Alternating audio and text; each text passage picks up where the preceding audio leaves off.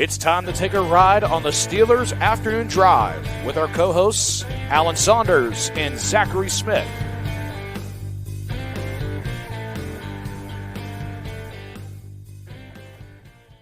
Welcome into an episode of Steelers Afternoon Drive. I'm Zachary Smith. That is Alan Saunders. We're just trading off, it seems like. We either got Derek Bell or Nick Farabaugh here every episode. Roll the dice. Today's Nick Farabaugh. How we doing, pal? We're doing well, guys. We're doing well. Eventful day in the neighborhood, right? I mean, geez. Yeah. We were just complaining about the doldrums setting in yesterday, and then the football gods provided us with a bevy of news on a Tuesday. I was down at the Steelers facility to get the pre-draft visitors, ran into the dear Payton Wilson, linebacker from NC State there, and was also informed that Duke offensive lineman Graham Barton was in the building, potential first-round pick. We'll have a lot to talk about him. Also, Cortland Sutton, a wide receiver of the Denver Broncos, no-show for the first day of the voluntary offseason program. Not necessarily a big deal, but he is saying that he wants a new deal, and that could lead to an exit from Denver. Guys, lots to talk about today. Yeah, there is a lot to talk about, and I guess the question becomes, where do we want to start with it all, fellas? Because the Cortland Sutton stuff is very interesting. It's a name that we talked about last week. Graham Barton's a name that we brought up. Payton Wilson was a name that we brought up, not even necessarily just for the Steelers, but Alan and I were just huge fans of him. So when he was down at the Senior Bowl, we were talking about him. But where do we want to start with this? Let's start with Cortland Sutton. Okay, Cortland Sutton, the wide receiver for the Denver Broncos. Alan just kind of laid out why this is even a topic, but also, obviously, Denver Broncos played with Russell Wilson for a couple seasons while Russ was there, so a Russ connection. I've asked you guys both in the past on an episode here where we were talking about potential trade candidates before this even came out about him looking for a new contract or anything like that. We were just kind of looking at where the Broncos are in terms of like a rebuild status. Obviously, the Jarrett Stidham, the top quarterback on their roster. Where exactly are they at in terms of their rebuild? If they were looking to offload more players, Cortland Sutton could certainly fall into that bucket. Just traded Jerry Jeudy this offseason as well. But I asked you guys, is there maybe too much redundancy with the skill set compared to George Pickens? Would it make sense to still get him having that skill set on the roster already? And then does it make, their draft pick of a receiver kind of more, you can't be as diverse with who that is. You need a guy that's more of the underneath route runner, like a Ricky Pearsall, if you were going Cortland Sutton in terms of the veteran edition. No, I don't think so. I think they just need talent, man. That's what I'm kind of. And I think Pickens is more versatile than people give him credit for as well. I really do. I think there's an unlocked gear to Pickens' game still that he started to kind of unlatch towards the end of the season. I think we're going to continue seeing that. I just think Pickens is a better route runner than a lot of people give him credit for. I really do. I think he really started to flash some ability to separate last year, specifically down the football field. And I thought that was different than what we saw. Like, he was like a contested catch guy that made freak alien catches, but I thought last year he got more open down the stretch. So I think, a guy like Sutton, who, he's probably more of a guy that, is a great hands catcher, a guy that can be a big time contested catch guy. That's fine, but I mean, that's what they were targeting with Mike Williams. So it's like, it's not much different, right, than that. So I think they want, a big bodied physical dude that can come in here, play at a high level there. I just think they need talent in this room, and that's what they need right now. And Sutton is undoubtedly a big injection of talent into this room right now.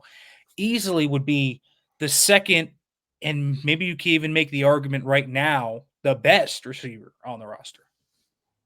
I think so. ESPN Analytics open score, the ability to separate, 78, tied for 13th best in the league, right? I think that's pretty good. That's a lot better than George Pickens. I think he would be the best wide receiver on the team. I think, he doesn't necessarily have Pickens' sort of alien catch abilities. He needs to be open. And as he gets older, he is entering his 7th NFL season. The ability to separate is going to, probably deteriorate as he slows down. So I'm not sure this is a guy I want to commit 5 more years to. But on the contract he's signed to, with 2 more years at about $13 or $14 million a season, that's a very reasonable price for a wide receiver 1-2 kind of guy. I think he'd be a really good fit for the offense. He's a bigger body. Seems like a willing blocker. I don't know. He hasn't necessarily been asked to do a ton of that in Denver, but he certainly has the frame to be able to do it a lot, thicker guy than maybe George is. And I think the one sort of hang up that I have, the question that I have is, I guess, he's saying he wants a new deal in Denver, and that's why he's not coming to the offseason workouts. And look, we are at the pre-OTA part of offseason workout. It is completely irrelevant whether he shows up at all for this. Like, I mean, I understand they have some new coaches and whatever. It doesn't matter. But the question becomes, what does he want? Of that, I think $27 million or so left on his contract. Only $2 million of it is guaranteed. Is it just that he wants some guaranteed money pushed beyond this coming season? Or is he looking for one last big paycheck? I'm not sure that Steelers are the team to give that to him based on his age and maybe the age fit with the rest of the offense. But if they can get him and he would play under something approaching the current contract for the next 2 years, then I think that'd be a really good deal for the Steelers. I think it would be too. I think Pickens is definitely more of a big play receiver in terms of what he can do. I think Sutton would probably give him a more consistent floor week to week, which I think is a good kind of compliment, because Pickens can go off for 140 and 3 touchdowns, or he could have 1 reception for 5 yards. Like, that is the type of guy we've kind of grown to see with George, and maybe he takes the next step. Again, I think there's a level George still has that can really take him to the next level. But if he stays the same player, which is still a really good player, I think the Steelers, if they have Cortland Sutton and George Pickens, I think they have probably 2 of the top 30 receivers in the NFL, which is a good kind of benchmark to have. And they're different players, even though they have similar body types and what they do. Sutton is on a pretty affordable deal, as you mentioned. Honestly, for the caliber of player he is on a nice deal. He played well last year, I thought. When I was watching Russell Wilson's film, I thought that he played well. He didn't have over 1,000 yards, but he had 10 touchdowns. They seemed to have a really good connection in the red zone. He made a few really big plays. I think he would be a positive addition. And Alan, I don't think that this would cost much on the trade market. They've been trying to trade, it feels like, Cortland Sutton for years. I mean, they really have. Ben Albright reported today that they tried to trade him before last season. Clearly, I don't think they're that high on him. They might hold on to him for a little bit because there's some talk of them maybe moving up the board to get a quarterback and him being part of that deal, which throws a wrench in everything. So this might be, day 2 draft deal where the Steelers make a deal on the draft, during the draft. Like, that could be it. But I like Cortland Sutton's skill set, and I think he'd be a solid add. I think if it's say it's like Amarius Mims and Zach Frazier at 20 and 51, and they can trade, 84 for Cortland Sutton, maybe get like a 5th back or something like that. I think that's a really good deal. I would make that deal in a heartbeat. I think it starts to get really dicey when you're looking at the number of players that the Steelers are putting in pencil in their starting lineup, all on the same side of the ball on offense, that are going to be day 1 rookies in terms of center, maybe tackle, wide receiver 2, maybe wide receiver 3. I think they have to get some veterans in there. I think this would be a really good one. The other thing I really like about Cortland Sutton is really consistent production. Except for the year he had the ACL, he's been over 700 yards in every one of his seasons, and he's had the world's worst rotation of starting quarterback play. His best season came in 2019 when he had Joe Flacco. Did you remember Joe Flacco played for the Denver Broncos? Because I had memory hold that piece of trivia. Drew Lock and Brandon Allen, the 3rd worst quarterback named Allen in the NFL right now. That's like that. How do you have 1,000 yards in a Pro Bowl season with those guys playing quarterback? That's like the DeAndre Hopkins Texans days. Yeah, right. It off right there. Oh. Yeah. And I also looked at the guy among the guys that had started a game at quarterback for Cortland Sutton in his time as Denver was wide receiver Kendall Hinton. Remember, they ran out of of quarterbacks that one year. Teddy Bridgewater, Jeff Driscoll, Brett Rippon, Jarrett Stidham. Like, Russell Wilson stands head and shoulders as by far, even at this stage in his career, by far the best quarterback that Cortland Sutton has had. So I think it's really consistent production, considering that environment. I think it'd be a really good fit. I just and look, I don't want to say that the Broncos are definitely tanking this year, but come on. I mean, they took all of Wilson's cap hit in one season on purpose. They trade Jerry Jeudy for basically nothing. It sure doesn't seem like they're trying real hard to put the best possible team on the field this year. Why not trade Sutton, see if they can get something for him? And, he's a guy at this stage in his career. If they draft a Bo Nix or a Michael Penix this year, or maybe they're going to wait and try for Shadur Sanders next year, he's not going to be around for that next team that's coming anyway. So trade him and get something for him. Yeah, absolutely. Nick, started off that by saying they just need more talent in that room, and I couldn't agree more. Because right now, I mean, you could probably give George Pickens triple coverage on the other side of the football.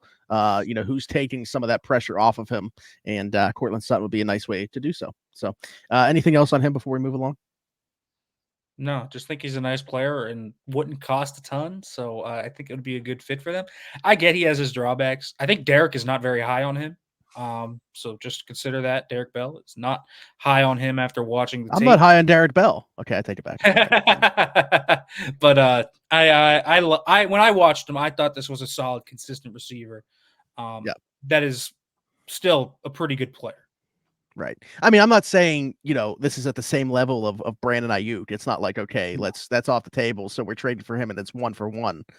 No. So if you're looking at it that way, sure, you're setting yourself up for disappointment. But this is a proven commodity, good player that isn't going to cost nearly as much. Setting yourself up for disappointment has been some of the specialty of Steelers fans lately. Absolutely. Speaking of setting themselves up for disappointment, if you don't want Graham Barton at pick number 20, you might be doing just that on draft night. Graham Barton visiting the Steelers today. Really good player, really interesting player as well, because what I want to talk about today is where exactly do the Steelers see him fitting in along this offensive line? Played guard primarily, played tackle at Duke. But everybody consensus pretty much seems to think that he's going to play center at the NFL level. Is that how the Steelers view him? Is this maybe with some foresight? Again, going back to a conversation that Nick and I had about, James Daniels' future. Where are we at with Graham Barton, and not just as a player, but also the fit for the Steelers? Yeah, I mean, his arm length is probably going to keep him from playing tackle at the NFL. Certainly left tackle, which is where he played most of the last 3 years at Duke. He did play center some his freshman year. I don't know where he ends up, and I don't know where the Steelers will. It's very interesting. He's a guy you could do a number of different things with. I think some teams might look at him as a guard, especially considering the way the guard market has popped off this offseason. You look down the draft board and Troy Fautanu is probably a better guard prospect if you see him as a guard. But after that, I think Barton is kind of it. So if you're a team that wants a guard and you balked at the prices this offseason, I could absolutely see a team just grabbing him and plug and play there. He did play some center early in his career. He's a smart guy. Was really impressed. Actually just wrote about him, did our draft profile at SteelersNow.com. And went back and listened to his combine interview. Was really just impressed by how intelligent he is. He seems to understand concepts pretty fluidly. Was really good at dealing with the mess that is combine interviewing, where it's just 24 random people shouting disconnected and sometimes nonsensical questions. And I thought he handled it really well. So I don't know what the Steelers want to do with him. There's a lot of different things. He could be a plug-and-play guy. You put him at center week 1. They could try him at right tackle and see what happens there. Or he could start at one of those places and eventually move to guard as an eventual replacement for James Daniels or Isaac Seumalo. I think he's the kind of guy where you're just drafting a really, really good player and you figure it out as you figure it out. Yeah, I think that's really where it comes down to. Special athlete, which is exactly kind of what they like on that interior. You look at what Arthur Smith likes on the interior of his offensive line, and you need athletes. And Graham Barton is a special athlete. He would be able to reach block those linebackers at center, would be able to get out in space at tackle, would be able to pull if they need him in space. He is just a really special athlete. And I think the other thing that gives me a lot of confidence in him, just go wherever he's going to play is the polished technique he has. His hand usage is really polished, hits where his landmarks, very, very kind of, he's got great grip strength. I think he's got great footwork. Like, I don't think there's a ton of work you're going to have to do with this player on the technique side. And so I really like Graham Barton's polished play combined with the athleticism he has. They just don't come around very often, guys that have that combination of polish and athleticism. And if Graham Barton had 33 and I think he's got 32 and 3/4, right? I think that's where he's at. 32 right now. And like 7/8. 7/8, right? If you had another inch there, I think we're talking about a guy that's not even reaching 20th overall, probably. So this is a guy to me that could really be best player available 20. Like, I think that is very possible. I think to me, he's the best interior offensive lineman if you're projecting him in this class. Like, that is what I feel like. And I mean, listen, he could end up being, I think he's probably a top 12 player in the class for me. 9.85 RAS if you run it as a tackle, 9.98 as a guard, 10 perfect as a center. An incredible athlete. A guy that he's a big guy, 6'5", 313, ran a sub 540 with a 1.68 split. That's hustling. And I think when you look at what the Steelers want in alignment, he seems to fit. I think the one maybe hang up that I can see and that I am certainly hearing from a lot of Steelers fans is you have a guy that hasn't played center since his freshman year. And even then it wasn't a lot of center, right? I mean, it was maybe 2 or 3 games. Penciling him in as a day one starter at a position. We've seen it go badly with Kendrick Green. I think there's kind of been some PTSD there in the Steelers fan base. Like, guys moving positions along the offensive line is common. This is not a difficult projection or thing to do. We've seen it happen over and over again. In fact, like, I'll go on a limb and say, unless you're sticking at left tackle for your entire career, almost every offensive lineman has moved positions at least once. Like, on your Pee-wee team, you were the best guy. You played left tackle. Then eventually you moved to wherever you had to move so that you could still keep playing based on how big you got, your size, your strength, your athleticism, whatever. Like, this is like the same thing happens in baseball with every infielder started out as a shortstop because that's where you put the best player on your team. I think most linemen, sort of, they move from left tackle to right tackle, or they move from tackle to guard, and move from guard to center. However they have to do it. There's no drama in making these projections. This happens all the time. I do think making the projection and then putting yourself in a position where that guy basically has to start day one, week one, is a bit scarier than it needs to be. And I would be a little hesitant, even if they drafted Graham Barton at 20, to say, well, the Steelers are done at center, they shouldn't do anything else. I still think they should be going out and finding someone to be a stopgap at that position that's projected to be better than Nate Herbig. Hey, the actions show they think Nate Herbig is that. So, I mean, that's no, they don't, because he didn't play last year when Mason Cole was awful. Hey. So the actions actually, their words say that, and their inaction suggests this is Spencer Anderson erasure right now. The opposite. Listen, man. The inaction suggests that they think he could legitimately be there. I don't get it. I feel like, like the fact that they haven't even signed a low tier center is somewhat shocking to me. I do think that is a little shocking. But I don't know. I guess it's possible they could draft Barton and then sign like Brian Allen. I don't think that's like completely out of the question. As going back to your kind of versatility, I think there's a mid ground to this.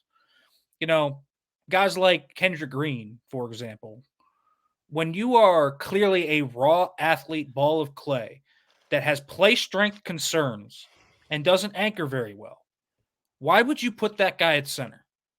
Like, because he was so small that he could only play in the NFL at center. Like, that's why, but it doesn't mean that it's a sure thing to work out. Like, it made no sense. Like, and Kendrick Green has length concerns, but he was so athletic and so kind of this just special athlete that can reach guys that it kind of blinded them to the obvious flaws of him playing center. And the hand usage was a mess. So, I don't think he's going to fit anywhere, but the best place for Kendrick Green to have worked out in the NFL was going to be left guard because that's where he was most comfortable.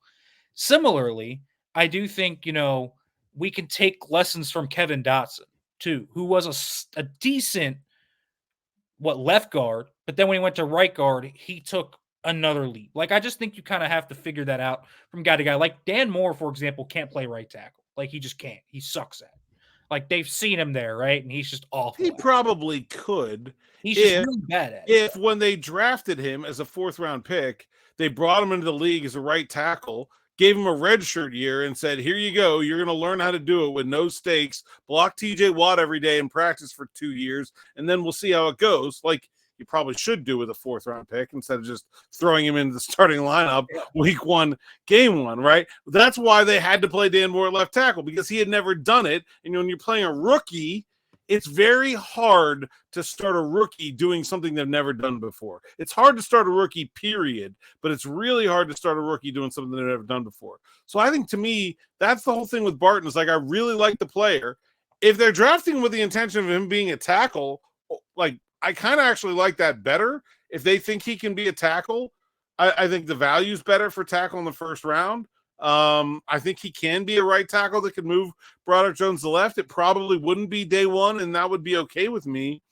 You just get the really good player and you figure it out as you go. The other thing I think is interesting and possible is that because of his flexibility, I'm not sure that it takes center off the board later. Like, we talked about how much we like some of these day 2 and day 3 guys, the Zach Frazier's, Cedric Van Pran's, the Bo Limmer, Hunter Norzad, group of sort of second-tier centers. But the big question is, can the Steelers afford to wait? Well, drafting Graham Barton would give them the ability to do both. You could draft Barton and then draft another guy. And now you have 2 options to be a day 1 center. At least one of them will certainly have played center recently. And also now, if both of them happen to work out, then you can move Barton to tackle or guard down the road. I think his versatility makes him an interesting selection. Yeah, I mean, I just think that there's variable guys that can go up and down the line. I think Barton has that profile. For one, the reason he's going to work so well at center is because he's got excellent hands and feet, excellent play strength, and he's got great anchor ability. So, like, all these things, with quick hands, like, that is a perfect center. Aside from the only issue is, like, how is he actually going to snap the football? Like, we don't really know that. That's the big thing. But really, when you look at Barton, all the skills kind of look like a guy that is going to be a really good center. And so that's why I think he only worked out at his pro day at center.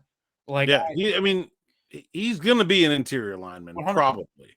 I just think, that guy profiles as a center. Like, I think you can see that. So I think, when Steelers fan base is scarred by Kendrick Green, for example, they're just on different levels of they're on different planes of prospects. Barton clearly has kind of the profile and the skills to excel there. So it's different than a Kendrick Green. Now, Kevin Dotson and those guys, that's a little different. You kind of got to know your player and where he slots in. And because Kevin Dotson is just such a better right guard, but not everybody is Kevin Dotson either.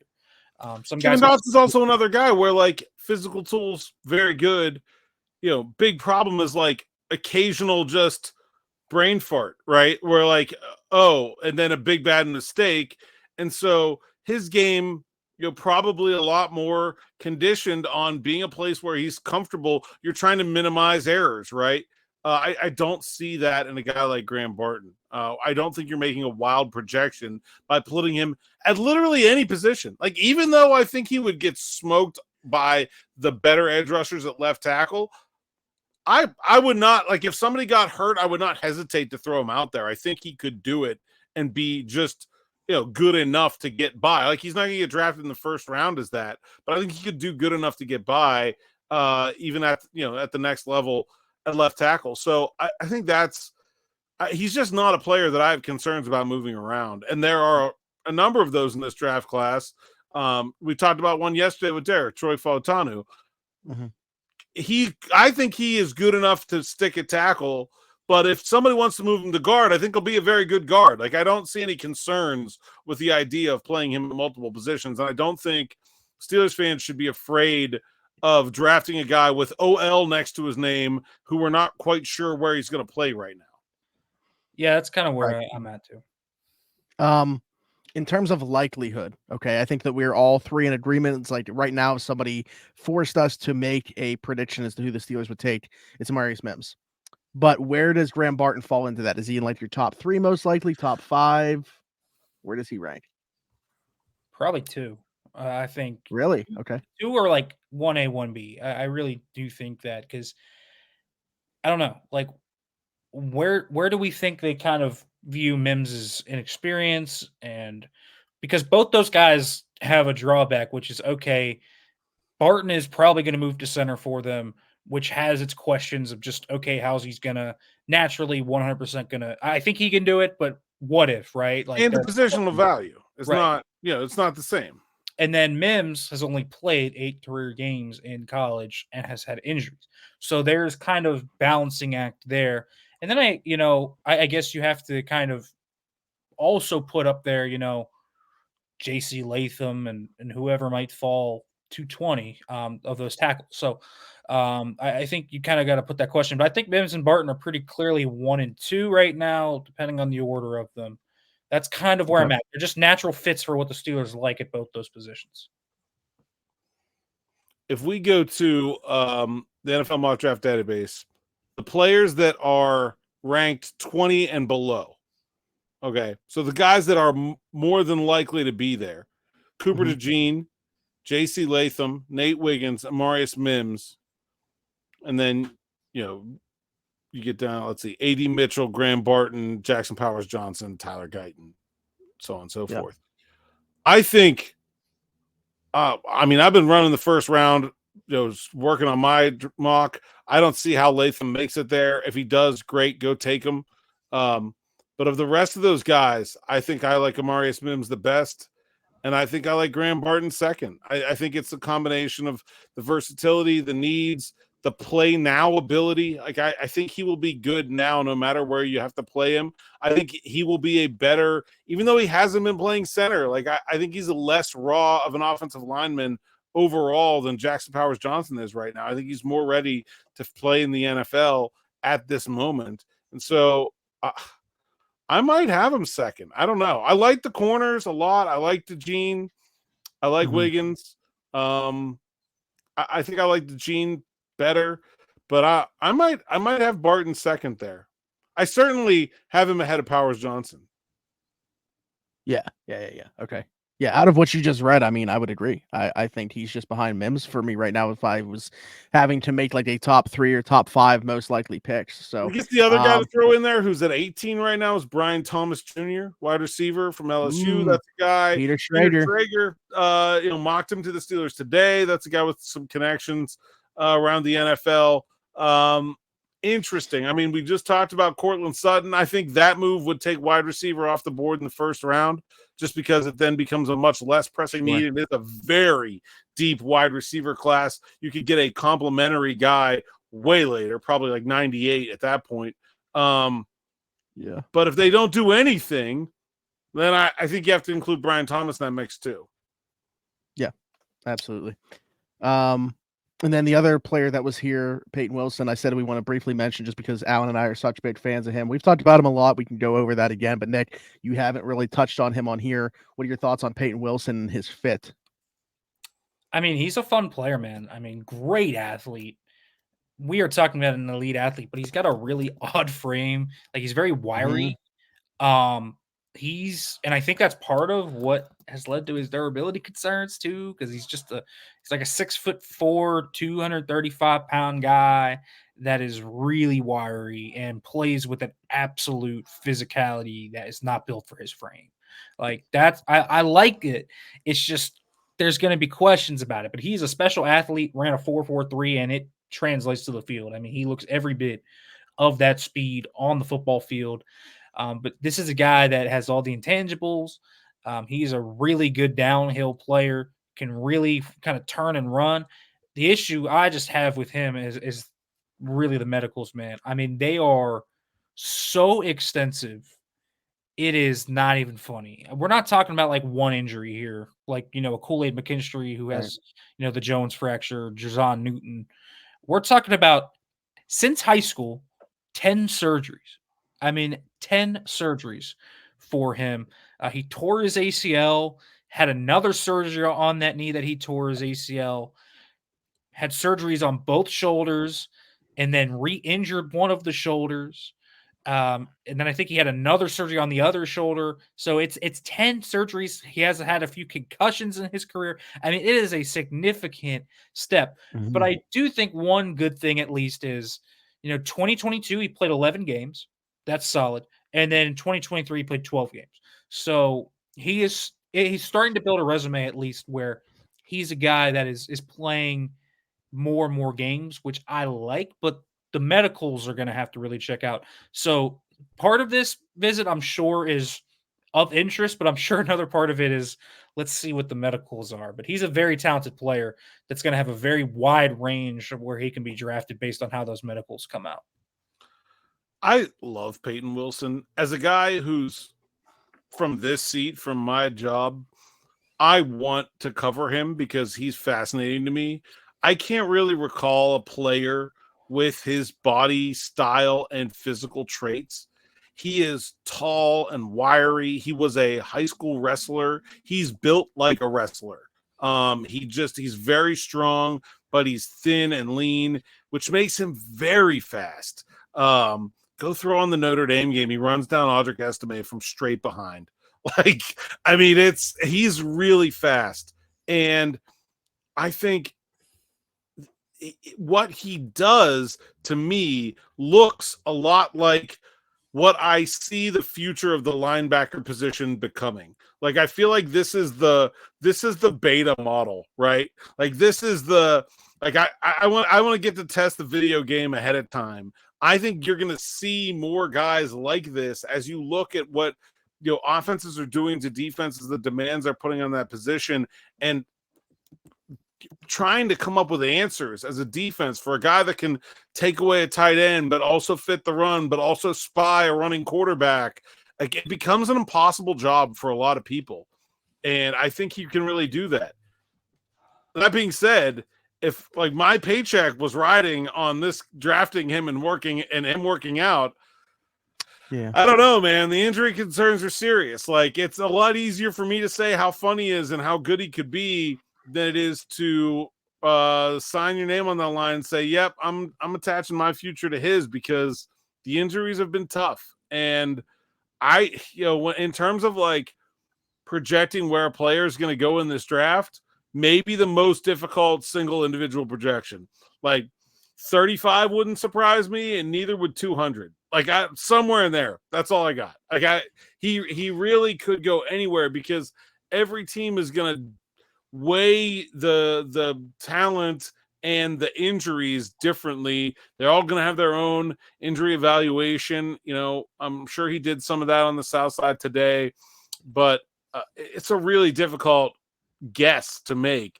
This feels like another guy, though, to me, that if we're looking at the Steelers, they've not been shy about pouncing on some of these guys that fall, right? Like, they were the team that they did it with George Pickens. They did it with Darnell Washington. They did it with Corey Trice.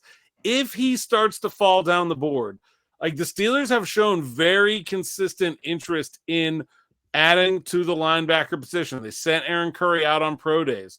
They had combine visits with a number of these guys. And so I think it's not crazy to me that he's a guy that we could see taken, with the Steelers in the 4th round or something like that. Even if linebacker is not one of those needs we've been talking about, with their interest, like their cluster of interest, Edgerrin Cooper, Combine and Shrine Bowl, Payton Wilson, 30 visit and Senior Bowl, Junior Colson, Combine, Tomlin and Conatus Pro Day, Trotter, Combine, Tomlin and Conatus Pro Day, Curry with Cedric Gray, Tommy Eichenberg, Trevin Wallace, like Olafosio and Leofu at the Senior Bowl. Like, they've seen every single top linebacker. Sure seems like it's a position where they're not just faking interest here. Yeah, I just don't know where Payton Wilson lands. I really don't. It's not just one injury. Again, it is a red sheet flag. Like, it is a buzzer of just going off. Like, I don't know where he lands. And you almost have to ding him for it. It's just who knows? Well, you have to some level. I think the question is like, what's that level? Yeah, I don't know. And the other thing is, because it's such a shallow linebacker class, where he lands in that, because he's got special tools in the class. So I don't know. It's going to be very fascinating to see.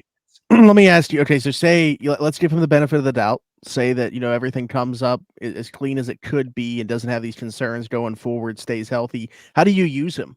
Like, specifically, if he became a Pittsburgh Steeler, what ways do you think that he would be utilized? Never leave the field and use him in like 32 different ways. That's why he's a great player. You can make him fill the run. You can rush the quarterback. You can spy Lamar Jackson. You can have him cover tight ends. You can have him cover running backs out in the flat. He can cover man. He can cover zone. He can be the seam drop linebacker in Tampa 2. Like, there's really nothing that involves the linebacker position in today's game that he can't do. It's like linebacker Minkah Fitzpatrick. Like, that's what you're getting in terms of the ability to be a different kind of chess piece on the board that very few people have. Yeah, he is a special athlete. Great, at the very least, early on in his career, sub-package coverage specialist. And will be an incredible special teamer. Yeah. I will say that for sure. Like, legit, like the new kickoff rules would legitimately be excited about watching Payton Wilson cover kicks. He's just going to be faster than everyone. I do think he has some trouble defending the run. I think he gets a little bit wild with his instincts and doesn't get off blocks very well. But he's just so freaking fast and explosive that it is hard to get a hand on him. And long. Like, if he gets his arm in the middle of your chest, like, you're in trouble. I'll tell you one of the guys who actually did end up getting his hands on him a few times, and it was Graham Barton. Yeah, that's actually a good game to watch from today's. The theme of today is ACC football, I guess. Yeah, like that really is what it is. Wilson, with the Steelers having E-Rob and Queen would probably come in right away and maybe be the sub-package coverage guy, and E-Rob could be in base. Like, that's where I would think about it. And then wherever and Cole you don't have to play dime like almost ever, unless you're facing a team that just plays like 4 pure wide receivers. Like, if it's any kind of 11 personnel, you can leave 2 linebackers on the field, even against, like, I would put him out there against Kelsey. Like that's how I feel about his coverage. I think he's interesting because of the tight ends in the division, specifically when we're talking about Njoku and Andrews. Yeah, absolutely. And like those teams like to play 12 or 13 and spread you out. Remember how the Steelers just got burned in 2021 in that playoff game? Yeah, because they just spread them out all the time. And Jarvis Landry. Yeah, right. Well, Payton Wilson eliminates the whole problem because he can cover that. Like, that's like, he's a special coverage athlete. So he's a chess piece that helps you against those types like Njoku. And I think the part where he could spy Lamar Jackson, like, not that the Steelers do a lot of spying with Jackson specifically, but as we see more athletic quarterbacks in the league, like, it's easy to say as a fan, why don't they keep somebody on him? Well, like, it doesn't matter if you keep somebody on him if that person can't run him down anyway. Like, you can't spy with, a 240-pound linebacker. It's not going to work. He has the ability to go run with anybody sideline to sideline. I think that makes for seriously tantalizing options in terms of what you can do with your defense when you have, like, if you were able to put him, Patrick Queen, and Minkah Fitzpatrick in the middle of a defense, boy, that'd be a really, really, really good pass defense. Like, and especially in terms of the way that a lot of teams are attacking offenses with slot guys and motion, and that's like about as good as you're going to get in terms of middle of the field defenders. Yeah, I was already in on him as a player, but specifically for the Steelers. So if there's 31 other GMs out there, I wouldn't draft him. I mean, the injury histories, he shouldn't be on the board at all. Steelers want to leak some bad injury news about him from their visit today. At Zachary Smith, PGH, he will share that whatever, he actually has the hips of a 90-year-old, whatever it is. Just we'll throw that out. Both knees, both shoulders, he'd be off my board personally. I can't do it. All right. Anyways, enough of that. I hope the best gets drafted as high as possible, makes as much money as he possibly can, in all seriousness. Before we get out of here, Nick, tell the people where they can find you. Find me on Twitter, X at Farabaugh FB. Make sure to read stuff at steelsnow.com. Subscribe to the YouTube channel, turn on the notification bell, do all that great stuff. You said that very fast, but you did do it correctly. So Saunders _ PGH on X, Instagram, TikTok. I probably won't make any posts. There we go. You can feel free to follow me. Maybe once a year, I will come up with one. There we go. And, actually, you know what? Now that we're talking about TikTok, I feel like Afternoon Drive needs to be on TikTok. We'll put it on TikTok then. What do you? Yeah. I do have to say, you were mentioning like what we've talked about before. I'm very glad that you remember what we've talked about before because it's just it comes out, but I'm not necessarily sure I'm retaining all that. So I'm glad that's the reason that we're gonna get on TikTok, that we can just go back and watch clips and be like, oh yeah, we talked about that yesterday. Let's do it. Steelers Afternoon Drive. There we go. I'm game.